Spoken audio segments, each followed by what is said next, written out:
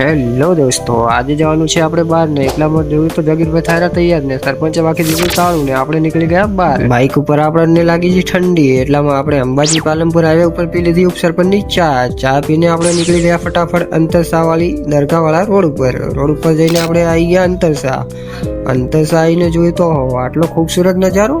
ગુરુવારે તો બહુ પબ્લિક હોય છે, એટલામાં પછી કરી લીધી સલામ ને દુઆ કરીને આપણે નીકળી ગયા દરગાહની બહાર. હવે અમને જોઈને મને એક મારો ભાઈબંધ યાદ આવી ગયો, એટલામાં પછી મને લાગી ગઈ ભૂખ, એટલે આવી ગયા એમ જમવા. જમીને પછી ફટાફટ નીકળી ગયા પહાડની ટ્રેકિંગ કરવા માટે. ટ્રેકિંગ કરતા જોયું તો આસીનભાઈ એટલા ઠેકડા મારતા હતા કે ઓહો. આસીનભાઈને જોઈને તો આમ થયું કે ઓહો, ઓદરો પણ આટલા બધા ઠેકડા નહીં મારતો. પછી આપણે નીકળી ગયા ઘરે જવા માટે નીકળી ગયા તો તડકો તો એટલો પડતો ને કે ઓખો. એટલામાં જ આસીનભાઈએ બધાને શીખડાવી દીધું કે આઈસ્ક્રીમ આમ ખવાય. જો વિડીયોને લાઈક શેર અને ફોલો કરતા રહેજો.